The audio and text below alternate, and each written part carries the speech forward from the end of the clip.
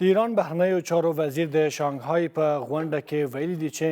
تهران له ټولو هغو هڅو ملاتړ کوي چې موخې په افغانستان کې د ثبات او امنیت تامین وي. سید عباس عراقچي زیاته کړې چې په افغانستان کې ثبات او امنیت د سیمې لپاره ستراتیژیک ارزښت لري. عراقچي همداراز پر کابل او اسلام آباد پر دواړو غږ کړی چې خپلو شخړو ته د پای ټکی کیږدي او دغه شخړې د ډیپلوماسۍ له لارې حل کړي. هغه شخړې چې له میاشتو راپدې خوا د افغانستان او پاکستان ترمنځ روانې دي. موږ د نشي په تودو خبرو کې څو مهمې پوښتنې لرو. آیا ایران کولی شي چې د افغانستان او پاکستان ترمنځ یو منځګړی هیواد واقع شي؟ د سیمې هیوادونه آیا د افغانستان پر وړاندې د پاکستان سیاستونه تاییدوي؟ اوسني افغانستان ته د سیمې هیوادونه په کومه سترګه ګوري؟ سلامونه درنو لیدونکو، ستړي مه شئ. تاسو ته د خبرې ګورئ، زه منصور نیازي یم. راسره په دغه بحث کې درې قدرمنو مېلمنو ګډون کړی دی. د سیاسي چارو شنونکی الرحمن اوریا صاحب،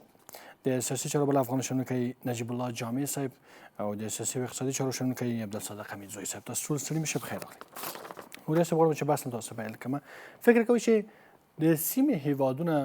د افغانستان او پاکستان ترمنځ دغه روانې شخړې ته په کومه سترګه ګوري؟ بله، تاسو ته جامع صاحب ته، حمیدزوی صاحب ته او درنو لیدونکو او اورېدونکو ته مو د زړه له کومې سلامونه وړاندې کوم. علیکم السلام. د سیمې هیوادونه د افغانستان په ارتباط باندې په دوه اساسي برخو باندې ویشل کیږي چې دواړه برخې لږ او ډیر هر یو په یو معینه کچه باندې نړیوال ملاتړ له ځان سره لري. پاکستان دا غواړي چې په افغانستان کې بې ثباتي زیاته کړي، تشدد او تاوتریخوالی زیات کړي او خپلې ګټې د افغانستان په بې ثباتۍ کې ویني، د افغانستان په تاوتریخوالي کې ویني، د افغانستان په وروسته پاتې والي کې ویني او موقتا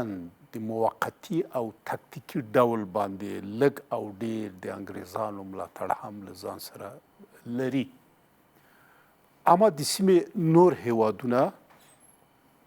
په افغانستان کې ثبات غواړي، په افغانستان کې پرمختګ غواړي افغانستان د سیمه ییز اقتصاد یو برخه اوسیږي، غواړي چې افغانستان د مرکزي اسیا هیوادو، د منځنۍ اسیا هیوادونو د اقتصادي نظم، د امنیتي نظم، د فرهنګي نظم فعال غړی اوسیږي. پس د دې دواړو ډلو تر مابین د افغانستان په سیاسي فضا کې، د افغانستان په جغرافیه کې یو ډول نه یو ډول رقابت شتون لري. پاکستان غواړي افغانستان ته داعش صادر کړي، تروریزم صادر کړي، چې دغه داعش او تروریزم بیا د افغانستان له خاورې نه د منځنۍ اسیا هیوادونو ته ولیږي، روسیې ته ولیږي، بلاروس ته ولیږي، تر څو افغانستان او سیمه بې ثباته کړي. او نور هیوادونه غواړي چې تروریزم په افغانستان کې نابود سي، تروریزم په استخباراتي شکل د افغانستان جغرافیه نه نورو هیوادونو ته لاړ نسي. پس دغه رقابت شتون لري او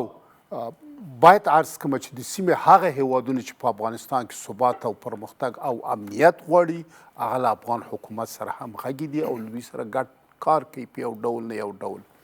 او پاکستان نه سره دی چې د افغانستان له حکومت سره همغږی ده،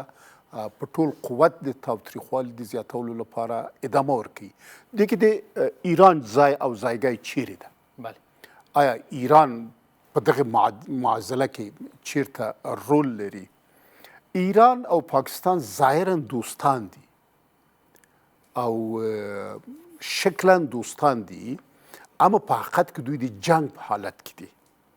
ولې د جنگ په حالت کې دي؟ دا اوس چې موږ تاسې خبرې کوو، د حوثیانو او د عربستان سعودي تر مابین جنگ ادامه لري. حوثیان په سیستماتیک ډول باندې د عربستان سعودي اقتصادي زیربناوې په راکټونو باندې ولي، د هغوی نفتي تاسیسات په راکټونو باندې ولي او هر شی ورانوي. او د دې حوثیانو شاته ایران پروت ده، ایران راکټ ورکوي، سلاح ورکوي، دوی سره هم فکري دي، هم ایډیالوژي دي او هم غږی دي. او عربستان سعودي سره پاکستان نظامی متقابل دفاع قرارداد لري. نو هغه راکټونه چې په عربستان ولي، دا په دې معنی ده چې په پاکستان باندې ولي. پاکستان اوس دوه لارې لري، یا به له خپله قرارداد له عربستان سعودي سره پسخه کوي او یا به د جنگ ډګر ته دانګي. پس په اوسنیو شرایطو کې ایران دغه ظرفیت او توانمندي نه لري چې د افغانستان او پاکستان تر مابین منځګړیتوب کوي او یا مؤثر او تاثیرګذاره کوربه واوسیږي. بخیر و سلامت اوسئ ریاست محترم. جامع صاحب دغه ایران او پاکستان که دواړه سره سنجش کوو د تاریخ په اوږدو کې بیا اوس مهال دواړه هیوادونه افغانستان ته کوم لید او نظر لري؟ آیا د اوږدمهال لپاره هم پر دوستانو باندې بدلیدی شي که نه دوی سیاستونه د ګټو پر بنسټ دي او تر ډېره حده پورې نشي کولی چې کابل سره ملګري پاتې شي؟ مننه سلامونه نظر صاحب تاسو ته، قدرمن مشر اوریا صاحب ته او قدرمن ډاکټر صاحب ته او تلویزیون لیدونکو ته. په سیاست کې لوی بحث د هیوادونو ترمنځ بیا په ځانګړي ډول باندې چې کله نړیوال نظم تعریف شو او نړیوال نظم د دولت ملت او د ځانګړي جغرافیې د امنیت او حاکمیت پر بنسټ باندې وویشل سو، حتی هغه هیوادونه چې په نړیواله کچه باندې ژمن دي او پراخه اغیزه هم لري د هغوی هم سیاستونه دریځونه او د اغیزو بحث تر ملي ګټو پورې محدود ده. موږ په سیمه د دې ترڅنګ زموږ سیمه چې د پیښو سیمه ده، زموږ سیمه چې د ستراتیژیکو بدلونونو یو بدرنګه او بې خونده مخینه لري او په عین حال کې دلته سیالي چې دا پر ډېرو توندلارو او افراطي درځونو باندې ولاړې دي. دلته بیا دا معادله نه یوازې د ملي ګټو بنسټ ده بلکې یوې سیمه ییزې اوږدې تربګنۍ ته هم ورګرځي چې دا بیا نړیوال نظم څخه او د ګټو له بحث څخه ډول بیل تعریف لري. افغانستان په تاریخ کې د دغو ټولو بدخوندیو پر خلاف باندې د سیمې له ټولو هیوادونو سره د دوی د ټولو ناکردو پر خلاف خالي کپالل ده. یعنې کله چې هم ایرانیان تاریخ په یو فصل کې په افغان خاوره باندې یرغلګر واقع شوي دي، ولې کله چې افغانانو بیا د خپلنیت د ټیکا او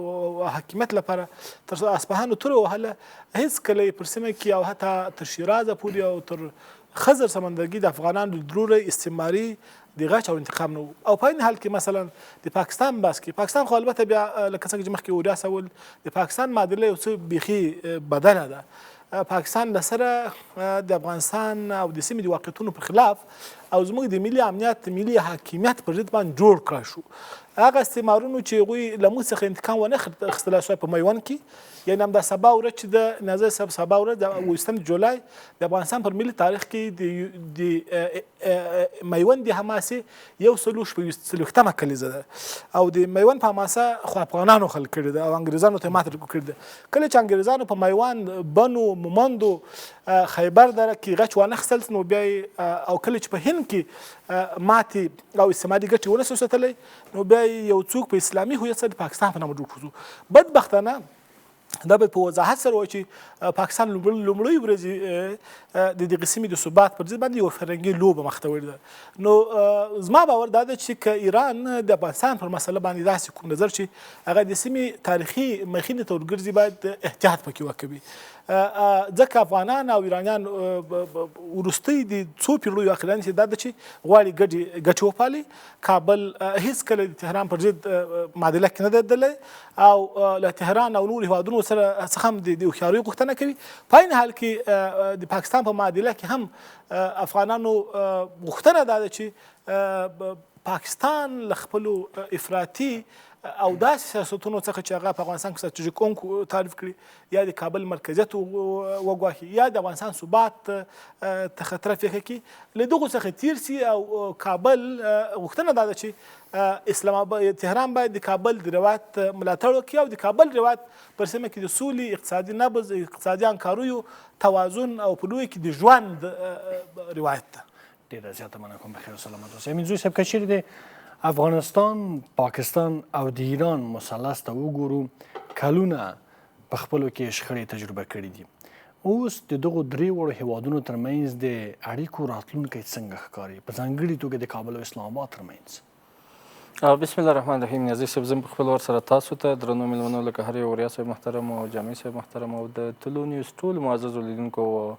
او همکارانو ته السلام علیکم ورحمت الله وبرکاته. نیازي صاحب ایران نظر یا د ایران اوسنۍ غوښتنه او یا کیسه غږ تر ډېره بریده مشکور یو، خیر دې وشي. یعنې شخړې نه تنه چې د افغانستان لپاره ګواښ نه، اندېښنه نه، بلکې د منطقې لپاره ګواښ ده او دغه پروژه او دغه سوژه دا فقط د افغانستان لپاره نه ده، ځکه چې دا شروع کړي پاکستان نه ده، د بل چا لخوا شروع شوې ده. نو دغه سوژه د منطقې لپاره یو ستر خطر ده، یو ستره اندېښنه ده، او د هم د ځان لپاره او هم د افغانستان د ثبات او هم یا په منطقه کې د ثبات غوښتنه چې کړې ده، بیا د هم خیر اوسیږي. خو ای کاش که چیرته د ښه ګاونډیتوب اصول ادا کولی او رښتیا هم د افغانستان ثبات لپاره لږ څه مسؤلیت ادا کوی، نو هغه باید یعنې دغه جنګ هغه منطقي دلایل هم څېړلي وای چې آیا د جنګ لپاره داسې منطقي دلایل شتون لري د پاکستان چې څه کوي یا څه کړي دي؟ که اشکاره یو تجاوز کړی ده، یو ظلم کړی ده په یوه ټولنه باندې، په یوه خاوره یو استقلالیت او حاکمیت باندې تجاوز کړی ده، او دغه تجاوز که چیرته مروج شي په دې منطقه کې، آیا د منطقې لپاره نور مشکلات نه زیږوي؟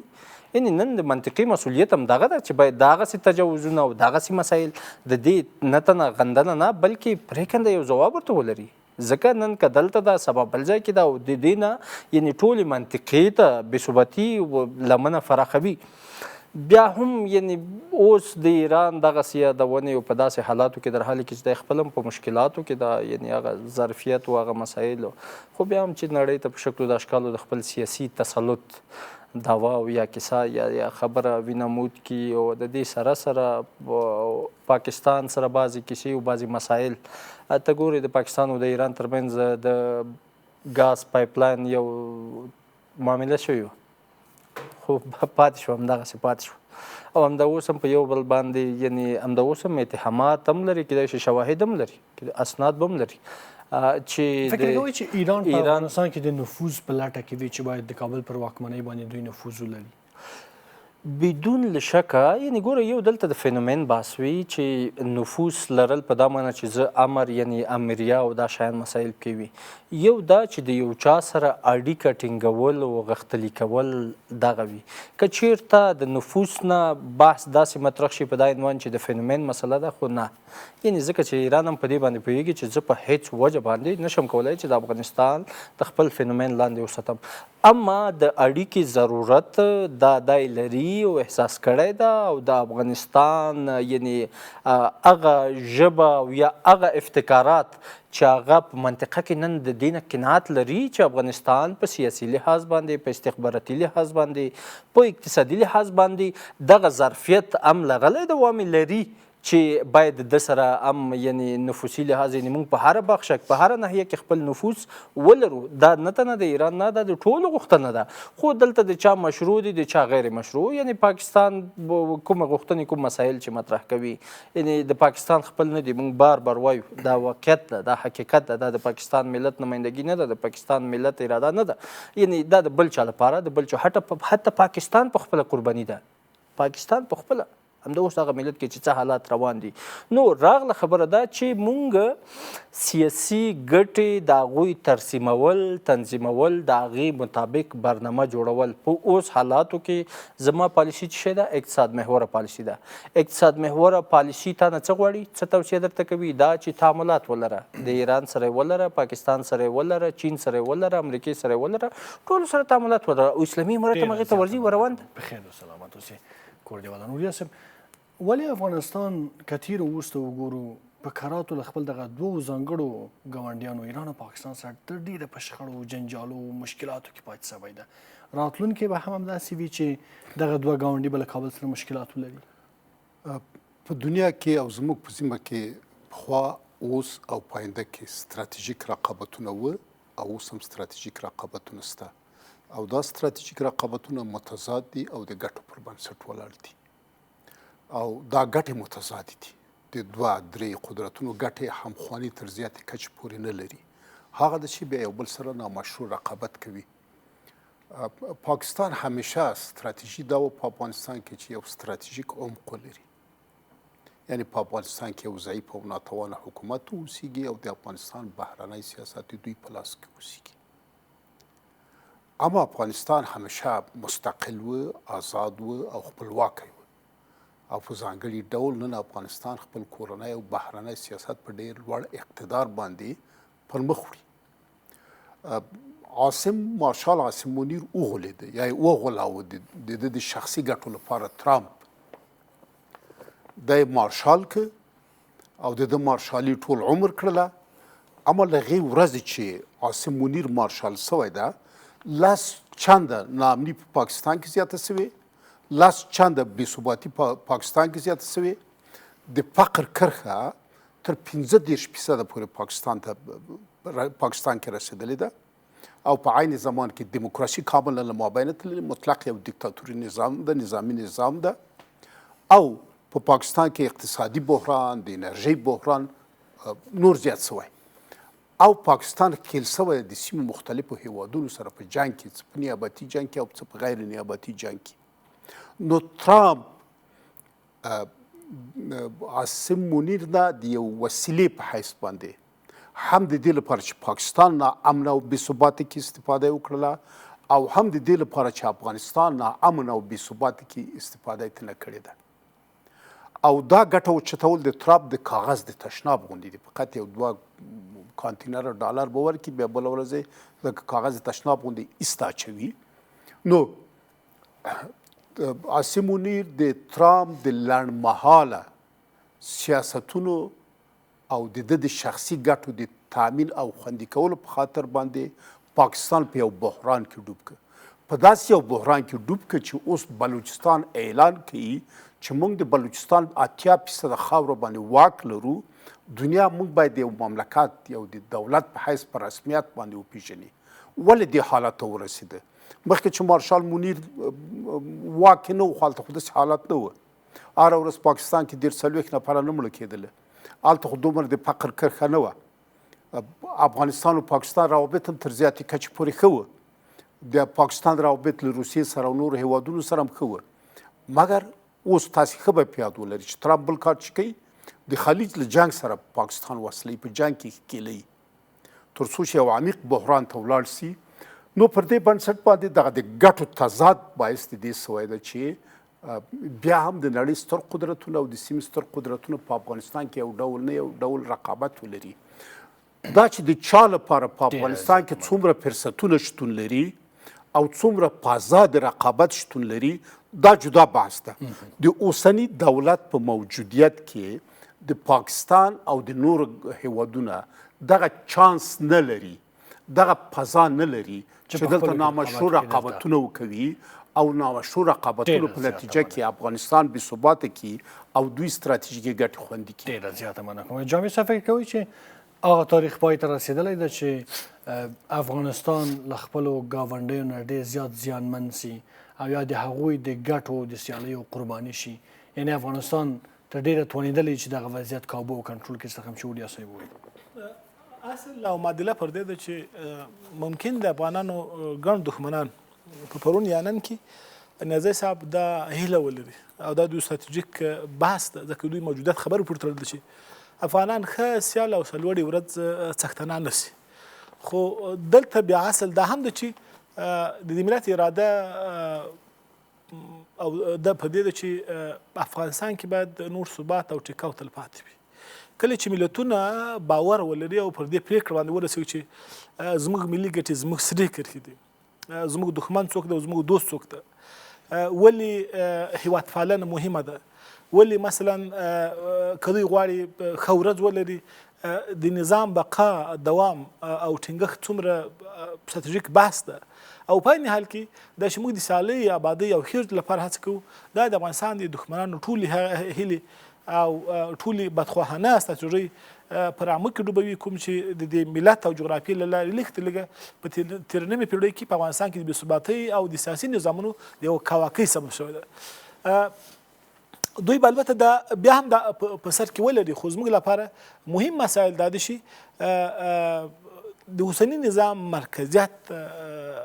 ټینګ کړی سي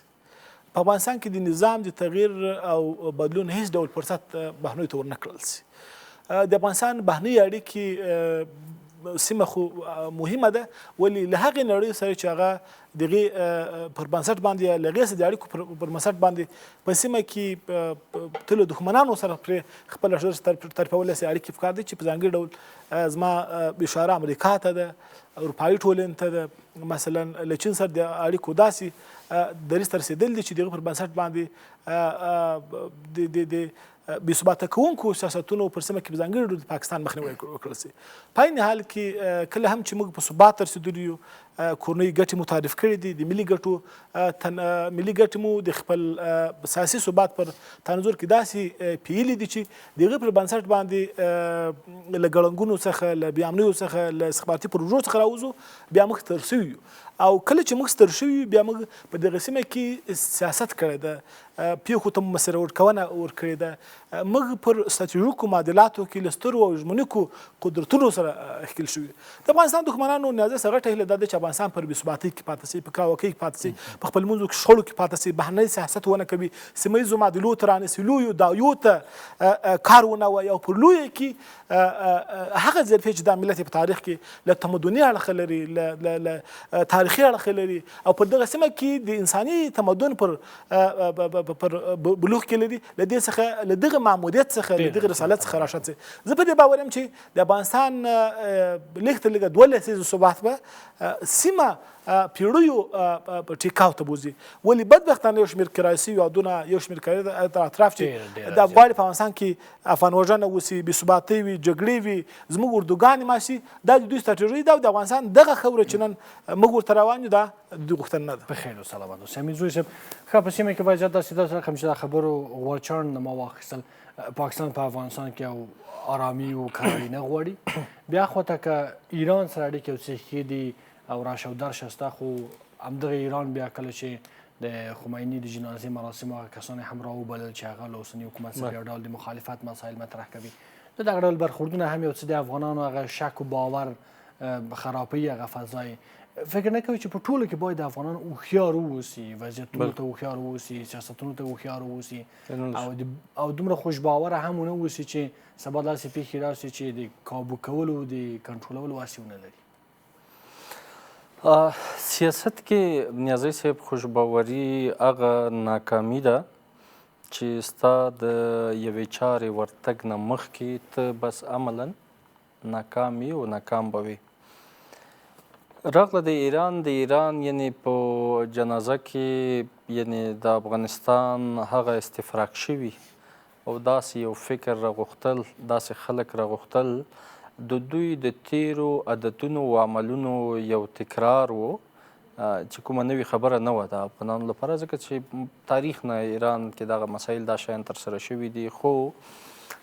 ایران د شکر باسي، خوشحاله دي اوسېږي چې دوی د افغانانو غوندې باننګ او باغیرت خلک همسایګان له ځان سره لري.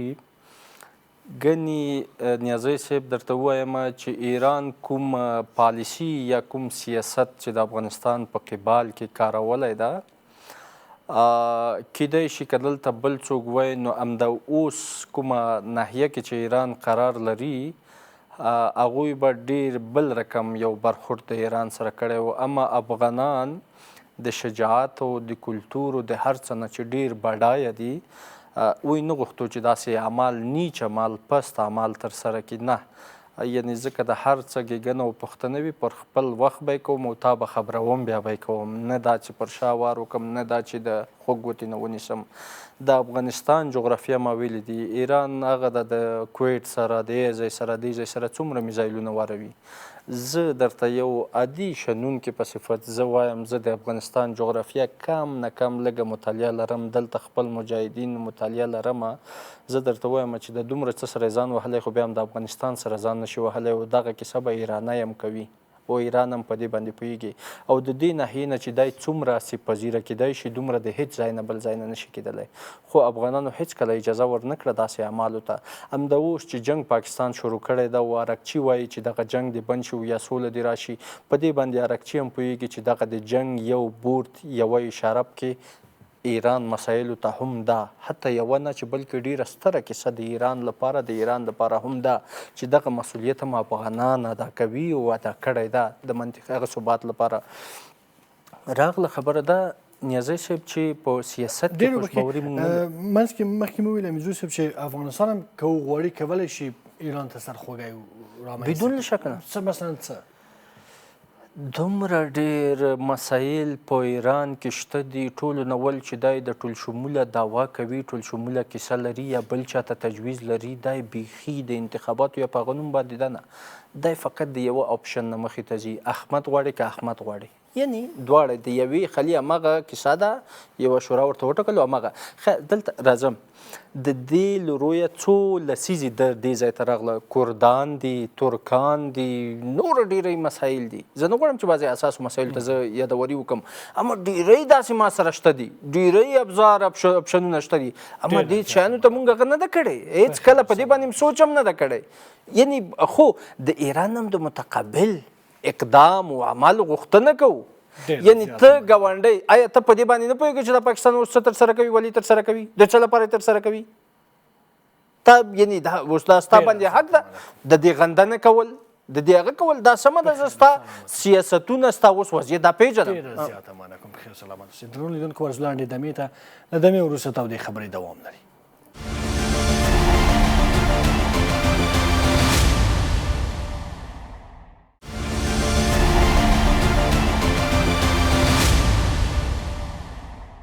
تودو خبر ته بیا هم ښه راغلاست. اوریا صاحب مخکې حمیدزوی صاحب هم اشاره وکړه، ځینې نقاط ما هم یاد کړي دي. افغانستان کولی شي چې که ایران ته سرخوږی رامنځته کړي، دا بګرامه ډایه د امریکا په اختیار کې ایښې وی، خو طبعا د جګړې پر مهال بیا ډېر غټ سرخوږی و. مثلا د مواد مخدر په مسله کې چې افغانستان یې مخه نیولې ده، د اوبو په مسله کې چې افغانستان ایران ته پرلپسې ورکوي، یعنی د افغانستان ادرسه ایران ته ښېګڼې ورځي، مثبت پوینټونه ورځي. اړینه هم ده چې تهران په خپل سیاستونو کې احتیاط ولري. افغانستان هیڅ وخت د ایران او پاکستان په کورنۍ چارو کې مداخله نه ده کړې یا له فرصتونو نه د دې دواړو هیوادو په وړاندې ګټه نه ده اوچته کړې. مثال درکړم، شوروي اتحاد په افغانستان باندې یرغل وکړ، ایران یې ملاتړ وکړ او هغه ډلې ټپلې چې ایران پورې تړاو درلوده په 10 کلن جهاد د شوروي کې دوی صرف نمایشي ونډه درلودله او کله کله به خپلو منځو کې جنګ کاوه. بس کوم وخت چې امریکایانو په افغانستان باندې یرغل وکړ، ایران یې حمایت وکړ، ایران یې ملاتړ وکړ، ایران ورسره همغږی و، ایران په افغانستان کې استخباراتي اطلاعات ورکول. اما امریکا چې په افغانستان یرغل وکړ، په افغانستان حد اقل هغه معنوي او اخلاقي حمایت ټول له ایران وکړ او تر اوسه دا ادامه لري. عراق چې په پاکستان په ایران باندې یرغل وکړ، بیا هم یو معنوي ملاتړ افغانانو له عراق درلوده. همدغسې 3 دفعې په پاکستان باندې هند یرغل وکړ، بنګلادیش آزاد کړ، ډېرې خاورې ترې ونیولې، مګر افغانستان له دغه فرصته استفاده ونه کړه چې له دې خوا یې په باندې یرغل کړی وای او تر اټکه پورې ټول نیولی وای. افغانستان دا کار کوی شو، ویې نه کاوه او په آینده کې هم نه د پاکستان په وړاندې توطیه جوړوي، نه د ایران په وړاندې توطیه جوړوي، ځکه نه دي جوړې کړي او په توطیه جوړولو کې خپلې ګټې نه ویني. افغانستان د پاکستان او ایران په ثبات کې خپلې ګټې ویني، د هغوی په امنیت کې خپلې ګټې ویني، د هغوی په پیشرفت کې خپلې ګټې ویني. نو په دې ترتیب سره افغانستان نه پالیسي لري، نه پالیسي درلودله، نه پلان لري چې ګاونډیو هیوادو په ځانګړي ډول ایران او پاکستان ته سرخوږی جوړ کړي. بیا ثابته کړې هم ده په عمل کې. بالکل و، ما مثالونه درکړه کنه. اما له پاکستان او ایران هم بالمقابل هیله کیږي دا تیر مراسم چې دوی درلودل، حتی فاطمین یې راوستل هلته ودروله. نو ایران تا ته کوم نړیوال معیارونه اجازه درکوي چې ته افغانان هلته مسلح که، بیا مختلفو هیوادونو ته د جنګ لپاره لیږه او هغه بیا راوړه هلته یې ودروه. دا په دې معنی ده چې موږ بلوچان راولو افغانستان ته، دلته یې مسلح کړو او هره ورځ په مختلفو مراسمو کې د رسنیو په وړاندې اوچت کړو، یا کردان راولو یا آذربایجانان چې تقریبا د ایران نیم نفوس جوړوي. دا فارسي ژبې په ایران کې 25% دي، نور مطلق نور ژبو باندې غږیږي، نور قومونه دي. خب افغانستان دا کار نه ده کړی او نه کوي. یا کولی سو موږ پهلوي راولو، د شاه زوی چې اوس بدیل حکومت ده د ایران د موجوده حکومت، مګر دا کار هم نه کوو. په همدغه ایران کې د همدغه نظام بقا غواړو، د همدغه نظام نه حمایت کوو. دا اوس که موږ وګورو ځینې ډلې ټپلې په مشهد و تهران کې دفتر لري، بیا هماغه ډلې ټپلې په اسلام آباد و چترال کې دفتر لري او د دوی په مابین کې منظم تګ و راتګ شته ده. آیا دا کار بدون د ایران د حکومت له موافقې کېدلی شي؟ نشي کېدلی. مثلا 10 نفره نن په مشهد کې دي، هغه 10 نفره بله ورځ په اسلام آباد کې دي. څه پلان لري؟ څه غواړي؟ بېثباتي غواړي، تاوتریخوالی غواړي، هغه څه چې په افغانستان کې ممکن نه ده. غواړي له خپل سر له تیږې سره وجنګوي. ایران باید پوه شي چې افغانستان امریکا نه ده چې ته پرې راکېټ وولې. افغانستان د تا ګاونډی هېواد ده او د تا سلول پیژني. پاکستان هم باید مارشال په ځانګړي ډول باید پوه شي چې دغه د پاکستان ملاتړ، د امریکا ملاتړ، د انګلیس ملاتړ د تا هېواد په بحران کې ډوب کړی ده. دا سیاسي بحران، اقتصادي بحران، امنیتي بحران، او دا یو وسیله ده د هغو په لاس کې چې پاکستان په باندې تباه او برباد او نابود کړي او د جغرافیا له مخې څخه یې محو کړي. خو اوس ډېر فرصتونه افغانستان لري چې پاکستان کې نارامي جوړه کړي، خو دا کار نه کوي. پس زما هیله هم د پاکستان هم د ایران له حکومت څخه دا ده چې دا دفترونه دې وتړي، افغانستان سره د صادقانه دوستي وکړي. له افغانستانه هیڅ وخت ایران او پاکستان ته خطر نه و او په آینده کې به هم نه وي. ډېره زیاته مننه کوم. بخیر و سلامت اوسئ. جامع صاحب، داسې ظاهرا ښکاري چې په دغه متقابل سیاسي اړیکو کې یو څه توازن هغه د بعضې مسایلو له پلوه نشته. لکه مخکې چې اوریا صاحب اشاره وکړه که په ایران کې داسې ډلې ټپلې وي چې هغوی د اوسني حکومت پر ضد د امارات پر ضد اقدامات کوي، بیا په ایران کې دوی هم پېژني، دوی تایید لاندې دي، یا مثلا دوی چې د خامنه‌ای په جنازي مراسمو کې ځینې کسان چې راوستل، دغه هماغه اقدامات نه دي چې د کابل لپاره د منلو وړ نه دي او تهران باید پوه شي چې د عمره ښه نیت چې کابل لري، دوی هم باید له ځانه ښه نیت وښیي. بالکل. زموږ د سیمې هیوادونه باید د افغانانو حوصله او د افغانانو د ښه ګاونډیتوب سړیتوب ونازبوي او قطعا چې د تخریب او د افغانستان د بې امنه کولو او بې ثباتۍ دا ډول توري او مافیایي او کرایي هڅې پرون هم په زوال محکوم وي او نن به هم د ملت د ارادې په وړاندې ماتې وي. موږ له هغې ورځې د پاکستان او ایران پیژنو کله چې دوی په افغانستان کې د افغانانو ترمنځ د شمال او جنوب ادبیات یا د افغاني هویت او فرهنګ د ماتولو هڅې یا د افغاني هویت پر ضد باندې د اتنیکي افراطي ډلې ټپلې روزلي او دوی شمېر خلک مشخصا دې ته هڅول چې د افغانستان ثبات او هویت وګواښي. خو ولې موږ حوصله کړې ده او د دولت ملت د اړیکو پر بنسټ باندې مو له دوی سره بیا هم تعامل کړی ده او د سیمې ثبات او لویو ګټو ته مو لومړیتوب ورکړی ده. زه په دې باور یم چې دوی هیڅ دا حق نه لري چې افغانانو ته ورته وایي چې تاسو حکومت باید څنګه وي، تاسو مثلا اړیکه باید څنګه وي، تاسو بهرنی سیاست باید څنګه وي، د چا سره اړیکه دوی څوک دي چې موږ ته دا وایي. دوی کوم مخ لري، دوی له موږ له افغانانو سره پرته بدبختانه له بدرنګو چلندونو او د تاریخ له ډېرو بدرنګو دریځونو څخه له ناوړه استفادې څه کړي. مثلا د یو هېواد له موږ سره پر سیمه کې کوم داسې سړیتوب کړی ده چې موږ وایو چې په دغه ورځ باندې تاسو له موږ سره پر دغه غم او ویرو کې ولاړ واست. بس دا ده چې موږ باید او زموږ په تاریخ، سیاست، حکومت او اړیکو کې باید دا خبره نور مطرح وي، د بحث وي چې له هر چا سره، له نږدې له لرې سره، له غربي له شرقي سره زموږ اړیکې باید زموږ د ملي ګټو پر بنسټ ولاړ وي. زموږ اړیکې باید د سیاست پر عقلانیت او سنجیدګۍ ولاړ وي چې دا سبا هم همدغو هېوادونو ته دې فرصت برابر شي چې کابل کې د کابل د ویش خبر شي، دوی به پکې نه ونه کوي. هیڅ ډول داسې اعتماد په دغه دواړو هېوادو باندې نشته کوم چې هغه اعتماد دې سبب شي چې له دوی سره د دوی په نیت باندې موږ غور وکړو، بلکې بحث دا ده چې دوی تل په موږ باندې سیاست کړی. موږ ته پکار ده چې موږ سیاست وکړو، ملي ګټې وپالو، مرکزي حکومت مغښتلی کړو. موږ دلته ډېر یادونه کوو چې موږ ته سیمه مهمه ده. سیمه مهمه ده، خو ستراتیژیک ثبات موږ یوازې له سیمې سره نه ده، له امریکا سره په اړیکو کې ده. دا باید ومنو. ستراتیژیک ثبات زموږ د اروپایي ټولنې په اقتصادي ښکېلچا کې ده. کومه سیمه یعنې مثلا کومه سیمه چې دلته دوی داسې تورې زموږ لپاره وهلې دي یا داسې انساني کومک یې کړی ده یا د افغانستان پر بده ورځ باندې افغانانو لاسنیوی دې کړی په موږ کې ډل جوړ کړي پر موږ کې ټپل جوړ کړي پر موږ کې افغانستان په شمال او جنوب ویشلی ده او پر دې ملت باندې استخباراتي او سیاسي دوکانداري کړي او راشنې پکې بنابر افغانستان یو متمدنه ملک ده دا موږ له ټولو سره ښه کړي دي اوس زموږ د ساتنې زموږ د موجودیت زموږ د بقا او زموږ د سرتیا لار دا ده چې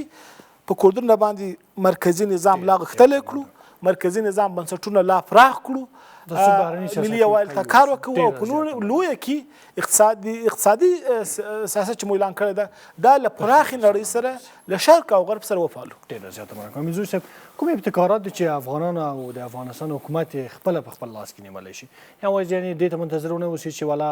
پاکستان او ایران څه ډول سیاست کوي بیا بالمثل سیاست بیرته پر وړاندې کابل کې یو څه وقایوي تدابیر یو څه ابتکار د عمل چې کابل یې خپله په خپل لاس کې اخیستی شي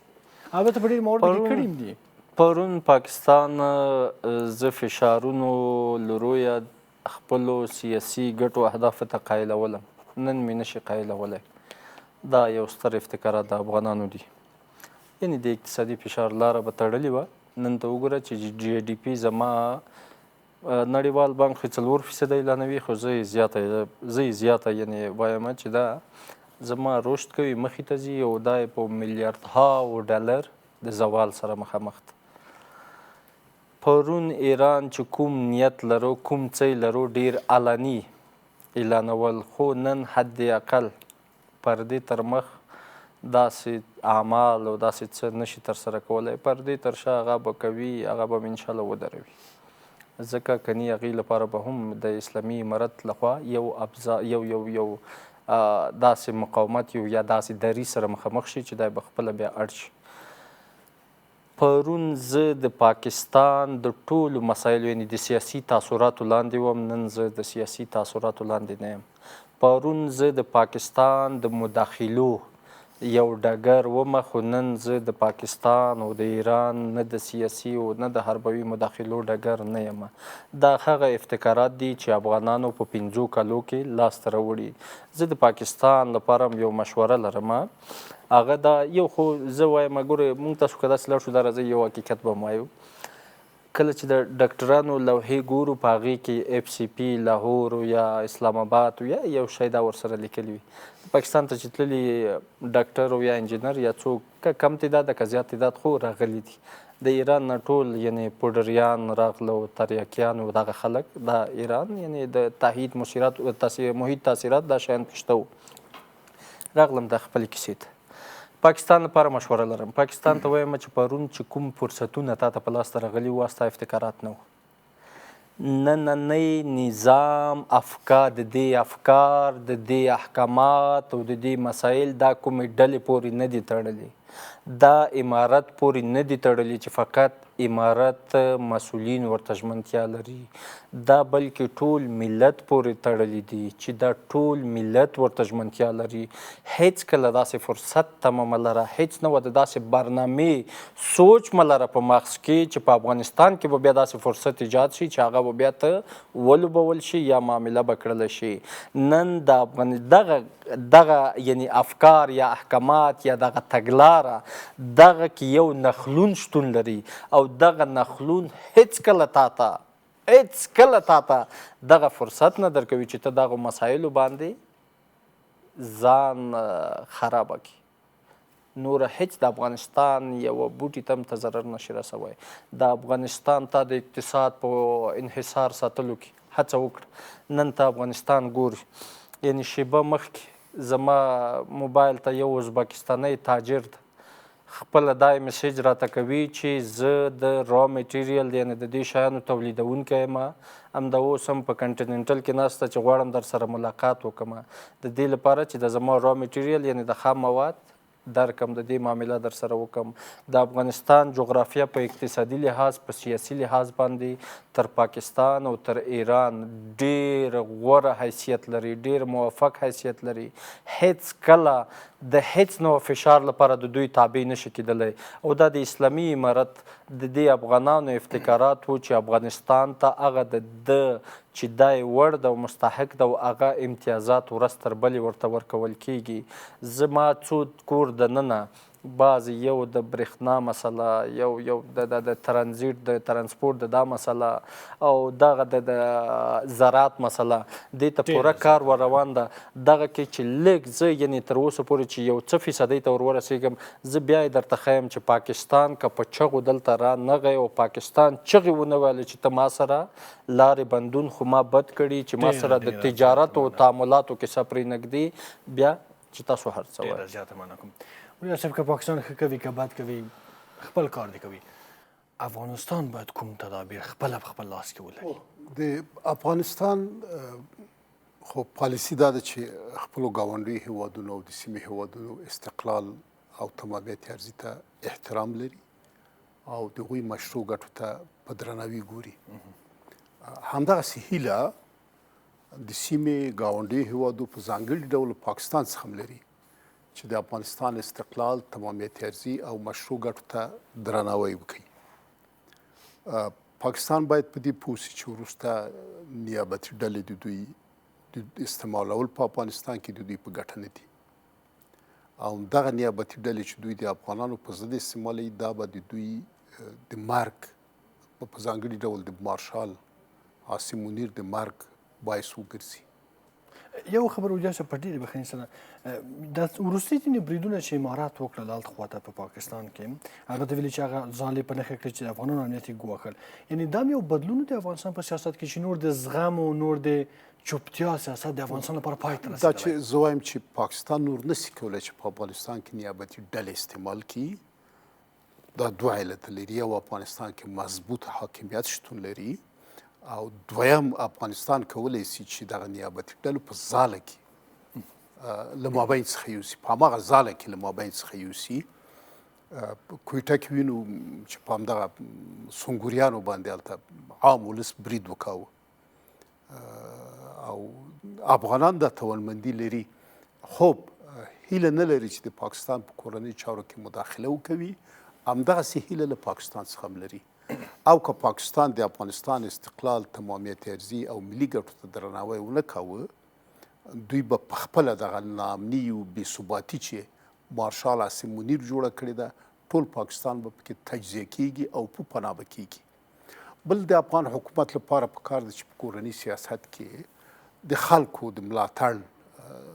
د زیاتوالي لپاره کار وکوي هره ورځ، او په ځانګړي ډول دا د انجینرو مکتبونه او پوهنتونونه دا خوشي کي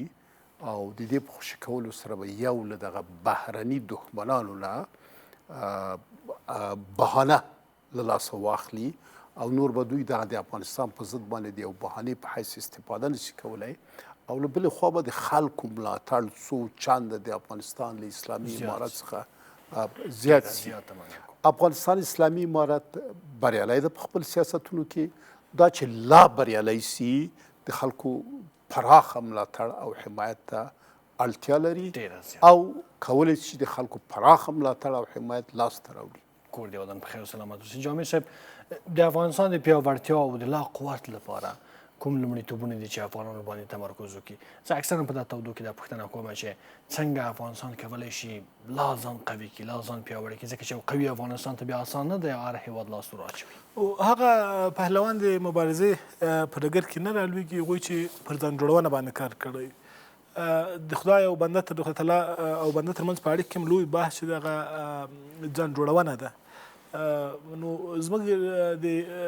د هیواد د وقایه او درملنه پر دې کې ده چې پر کودرونه باندې مضبوط افغاني اقتدار ته کار وکړو، چې مرکزي حکومت باندې زامش او د هغوی پر بنسټونو ټینګار کوم. په عین حال کې ملي یووالی د افغانستان د ثبات او په افغانستان کې د بهرنیو د هر ډول چلوټیو د ماتولو او د هغوی د دسیسو پر وړاندې یو ستره بحث ده چې هغوی نه توانېدل دا ملت وویشي او دغه لوی هیواد په کوروکیو کې ګیر کړي او د متعصبو متهجرو سیاستوالو او دوکاندارانو د استخباراتي راشنونو خوراک کړي. دریم بحث دا ده چې د افغانستان اقتصادي بنسټونه رغونه مهم ده. ځکه دا ډوډۍ پیدا کوي، دا ثبات ډېر وي، دا د افغانستان د اقتصاد محور سیاست پیاوړی کوي او په عین حال کې د افغانستان د ثبات مراندې شریانونه چې هغه اقتصادي کوریډورونه او دهلیزونه دي د هغې له دا غښتلي کولی شي. په عین حال کې ملتونه د نظامونو ستراتیژیک عقیبې دي، هر ډول پوځي برلاسي، هر ډول نظامي تنوع او نوښت چې دا مهم ده، خو د دې لپاره روحیه پکار ده، د دې لپاره مورال پکار ده، د دې لپاره وطن پالنه پکار ده، د دې لپاره هیواد پالنه پکار ده، د دې لپاره چې افغانان دا لري. نو بنان د دغه ملت چې یو ستر ملت ده، یو ډېر داسې ملت دی چې له سیاستوالو څخه هېڅ هم اضافه نه دي غوښتي، د هغوی ټولو حقونو ته رسېدنه پکار ده او د ملت رضایت د افغانستان کې د ثبات تلپاتې کلي ده. امارت په ګڼو برخو کې کار کړی، مثلا قومي داعیې پر ملي داعیو بدلې کړي دي، د قومي شعارونه یې پر ملي درزونو باندې اړولي دي چې دا لوی کار ده، خو نور هم هغه برخې چې کار ته ضرورت ده کار کول پکار ده. په عین حال کې له نړۍ سره د افغانستان اړیکې ډېرې مهمې دي، ځکه له نړۍ سره زموږ نږدې اړیکې، ګرمې اړیکې، ستراتیژیکې اړیکې، دا به دې سبب شي چې زموږ دښمنان زموږ روایتونه له موږ څخه وانخلي. په نړیوالو سټوډیو باندې موږ خپله خبره وکړو، د پاکستان د رسنیز روایت اړوند باندې موږ نړۍ ونه پېژني او په عین حال کې نړۍ د ستراتیژیکو او نږدو سیاسي همکاریو له لارې کولی شو په افغانستان کې ثبات راوبولو، له افغانستان سره نظامي او اقتصادي اړیکو ته راوبولو او هغوی وکولی شي چې د افغان روایت په اورېدنه سره له افغانستان سره تعامل وکړي. مثلا د وروستیو کې له روسیې سره زموږ تخنیکي او نظامي تړون یو ښه پرمختګ و، دا باید په ستراتیژیکو همکاریو واوړي، دا باید پر لویو تعاملاتو باندې واوړي او دا هم پر دې معنا ده چې تر اوسه پورې هم هڅې شوي دي چې روسان داسې یو هوک رادانګي،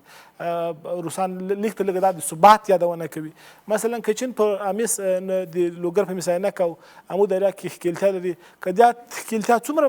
پراخېږي، دلته جګړې او د بدخواهانو د بدمخو پالیسیو او هیلو ګراف راکمیږي. په عین حال کې موږ د ثبات لپاره پراخ فرصت لرو، تاریخي فرصت لرو، افغانان هیلې لري، اوسنۍ سولې او ثبات څخه ملاتړ کوي، دلته هیڅوک نور نه غواړي چې نظامونه څوک چلنج کړي یا چینج کړي. او ښه پیغام دا و چې مثلا ډیورنډ پر ذکر کړو په اردو کې څوک د هېواد ښار ته راننه کېږي، وی مثلا دا لومړی ځل ده چې پر وړاندې باندې یو جدي غبرګون نیول کېږي. دا په دې معنا چې د افغانستان امنیتي او دفاعي ځواکونه یو بلوغ ته رسېدلي دي او په لویه کې د افغانستان پر مرکزي اقتدار باندې یو تعهد شته، وحدت شته او دا نیکې هیلې زېږوي. ډېره زیاته مننه کوم. حمیدزوی صاحب وروستۍ شېبې هم ستاسو لپاره وخت راکوو. د لا پیاوړتیا لپاره افغانستان څه کولی شي؟ مهرباني. افغانانو ته یعنې په کار همدا اوس همدغه ده چې د منطقې ګټې په ځان کې خوندي کړي چې وکولی شي وتوانېږي بله ورځ د دوی ګټو حد اقل یو داسې څه زموږ سره په لاس کې وي چې که دوی چیرې غیر مشروع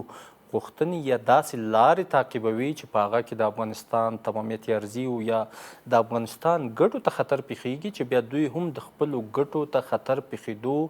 احساس پیدا د فشار ابزار ولري، ابزار له ځان سره ولري. دا یو اړین ګام ده او د دې سره نن افغانستان لله الحمد ګورئ دغه د یفتل پیښې ته مخکې اشاره وشوله، دا یفتل پیښه په خپله یو استخباراتي تکتیک و. یعنې که چېرته تاسو وګورئ په لږ داسې په هغه امنیتي لحاظ باندې په دغه باندې لږ هغه وکړو، که درته ووایم چې نن په منطقه کې چې هغه کړۍ چې هغه استخبارات چې تر ډېرې پروژې مخې ته وړي دي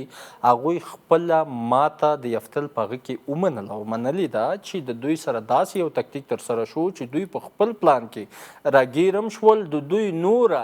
آینده کوم پلانونه چې وو هغه هم ورخنثی شول. یعنې د یفتل نه چې کیسه زیباک ته ځي، هغه زیباک کې هم یعنې تاسو ولیدو چې کوم رقم مقاومت او مقابلې سره دوی مخامخ شول. یو مسله او بله مسله ده چې مخکې اوریا صاحب ډېر هغه ښکلې ټکي ته اشاره لرله، یعنې باور دې وشه که دغه پوهنتونونو دروازې خلاص شي، زه په ډاډ سره درته وایم، تضمین سره درته وایم چې زه د ټولو یعنې درته وایم چې په دې سړک کې ولکه تلاشۍ ته هم ضرورت پېښ شي، دې مجاهد ته به هم وایم چې بس ارامه کښېنه، دغه افغانان د عام افغانان به دا مسؤلیت هم درته ادا کوي. لکه اوس چې څومره حد کې مسؤلیت ادا کوي د دې نه به یې لا زیات ادا کوي. د دې سره زما بهرنی سیاست تسلط پراخوالی لا زیاتېږي. نن یعنې هغه بېطرفه یعنې هغه هیوادونه چې هغوی هیوادونه یعنې د علني اعلان د رسمیت نه کوي، تعاملاتو دا کیسه لري، د هغوی لپاره موانع څه شی ده؟ یعنې هغه سیاسي افسر هغه به یې پر خپل ځای پرېږدو، اما د ده سره دلیل څه شی ده؟ یې چې وایي څه کیسه چې زه د هغې فشار تا نه هم غوښتنه کوي که نه چې زه تا سره تعاملات لرم معاملات لرم خو په دغه ناحیه کې ما باندې فشار مه راوړه ځکه چې هغې ځای نه ما ته یوه کیسه ده یا ګوڅنډه ده یا یو خبره ده یو هغه ده نو زه وایم چې د دې لپاره هم د دې کیسې مسلې حل کولو لپاره د هم نظام جدي اقدام وکړي بس ته وشه 15 کاله تېر شو هر مونږ درته ویلي چې وروره مدرسه که خو پوهنتون یې که وروره د پوهنتون کې همغه مدرسه دې خلاصوي چې کوم یو مضمون مسلمانېږي ورپرېږدی کني بس فقه او قرات او حدیث او د هر شي دا دې پکې وي دې نه شروع کم شیانو ته چې اجازه وي دا دې سره ګورئ د افغانستان سیاستونو لپاره ستره موانع دغه مکاتب ده چې خلک یې د بهانې په صورت یو داسې ابزار د دوی سره ده چې هغې باندې زما حقونه یې پایمال کړي دي دا واقعیت ده یعنې که دغه ناحیه کې زما کار وشي باور دې وشه چې زه په سیاسي او اقتصادي لحاظ باندې به ډېر څه نوره ډېر یعنې حتی د 10 کالو مزل په یو کال کې زه درته ګارنټي کوم چې افغانستان به یې کوي او دغه کوم اوسنی کوم وضعیت چې په افغانستان دا په لسیزو نه و که چېرته د ظاهرشاه دور څوک یادوي د امن نو هلته پرمختګ نه و هلته دغسې شیان نه و داسې زمینې نه وي اوس ډېر تفاوت راغلی ډېر اپډیټ دا شیان راغلی پرمختګ به لا ګړندی شي په دغه عرصه کې د نظام نه عاجزانه غوښتنه ده ډېره زیاته مننه کوم حمیدزوی صاحب جامع صاحب اوریا صاحب محترم ډېره زیاته مننه کوم درنو لیدونکو ستاسو له ملتیا څخه هم یوه نړۍ مننه تر بیا تودو خبرو د خدای په امان